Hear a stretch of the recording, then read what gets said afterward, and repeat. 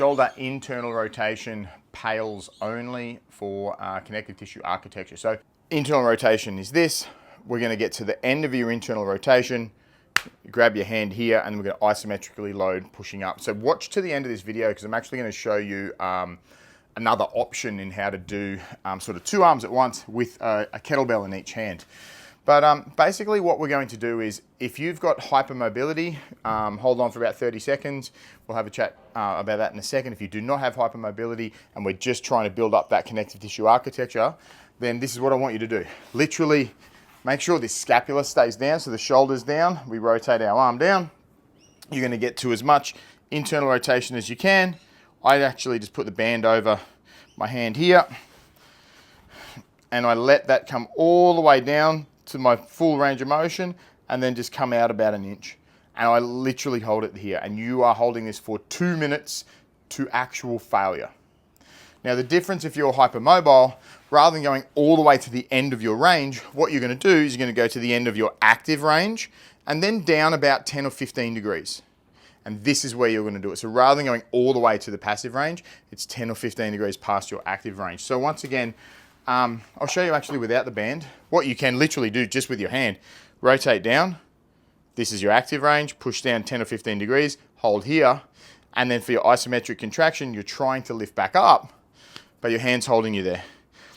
Pick an intensity that you can do for about 2 minutes to failure. What we're trying to do is build more connective tissue.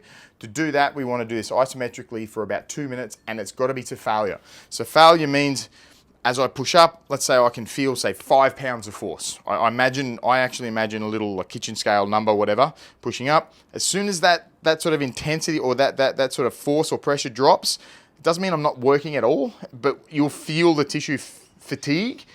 That's the end of your rep. You're going to get to about 2 minutes there. If you do it and you can only do it for like 30 seconds because then you fatigue, stay where you are, relax for however long it takes, and then go again and accumulate 2 minutes worth of work. So that might be, say, 4 reps of 30 seconds. If you can do 1 rep at 2 minutes, then that's it, you're done. You can do it with a band, as I said. Get here, that's my active range. So then I want to get down about 10 or 15 degrees. I'll kind of just put my foot there to hold it, wrap it around there, boom, and I'm just holding this here for 2 minutes. You may have to be closer to the band or further away to make sure you've got enough resistance. And then if you're doing it like this, you're literally holding that for 2 minutes, and you want to get to failure. When you can't hold it anymore, then just come out slowly and gently so you don't hurt yourself. And you can do this with 2 bands if you want to do 2 arms at once. If you've got 2 bands, obviously just have 1 band there, 1 band there, and then you're just holding it that way. But now comes the one with the kettlebells. Enjoy. And here is the kettlebell version. So once again, this one I'm doing 2 arms at once. So I don't have hypermobility. I've sat down, got into my end of my passive range. I'm holding some kettlebells here. I've got my arms on my legs here because I'm just trying to work the rotation as opposed to the abduction of my shoulders.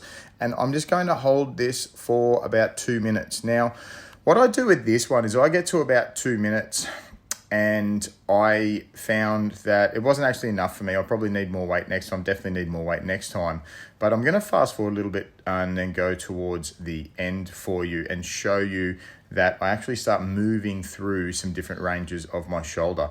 One thing I'll point out though, if you are hypermobile, once again, don't go all the way down to your passive range, get to your active range, then plus about 10 or 15 degrees. If you have a huge amount of range here, then it just means you probably actually need to get up on a bench to be able to do this. Otherwise, those kettlebells are going to hang on, touch the floor, or you could use some dumbbells instead, or you could actually just lean a lot further back. So anyway, I'm going to fast forward this to get to where my shoulders start moving around.